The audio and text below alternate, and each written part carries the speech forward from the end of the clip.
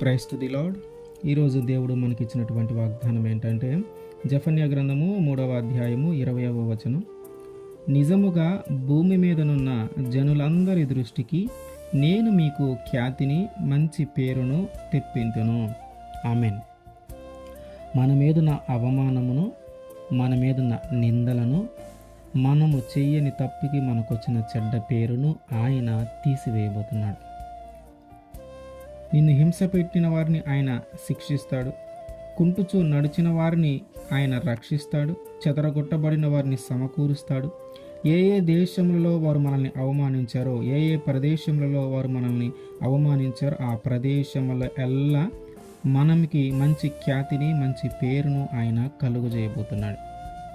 ఆయన వాగ్దానం చేస్తూ ఉన్నటువంటి మాట ఏంటంటే, నీ మీదున్న ఆ నిందలన్నిటినీ తీసివేసి, నీ మీదున్న ఆ అవమానములన్నిటినీ తీసివేసి, నీకొచ్చిన ఆ చెడ్డ పేరును అంతా తీసివేసి తిరిగి మంచి పేరును, పేరు ప్రతిష్టలను, ఖ్యాతిని ఆయన కలుగజేస్తానని వాగ్దానం చేస్తూ ఉన్నాడు. మరి మనం ఏం చేయాలి? ఇవన్నీ పొందుకోవాలంటే మనం చేయాల్సింది ఒకటే, దేవుని మాటకు లోబడటమే. దేవుని మాటకు ఎప్పుడైతే మనము లోబడతామో ఆయన ఖచ్చితంగా తిరిగి మన మీద ఉన్న నిందలను పోగొట్టి తిరిగి మంచి పేరును, మంచి ఖ్యాతిని ఆయన మనకి అనుగ్రహిస్తాడు. అబ్రహాము గారితో దేవుడు మాట్లాడినప్పుడు, నీ తండ్రి ఇంటిని, నీకు సంబంధించిన వాటన్నిటినీ, నీ ఊరిని వదిలిపెట్టి నేను చెప్పే ప్రదేశానికి రా అన్నాడు. ఏమీ ఆలోచించకుండా దేవుని మాటకు లోబడొచ్చాడు. ఆయన్ని అనేకమైన జనములకు తండ్రిగా, ఒక గొప్ప పేరు కలిగినటువంటి వ్యక్తిగా ఆయన దేవుడు ఏర్పాటు చేశాడు. అందుకని ఇప్పటికి కూడా మనము అబ్రహాము దేవుడు అని పిలుస్తూ ఉన్నాం. అంటే దేవుని మాటకు లోబడ్డాడు కనుక ఆయనకి ఒక మంచి పేరు, మంచి ఖ్యాతి, పేరు ప్రతిష్టలు వచ్చినాయి.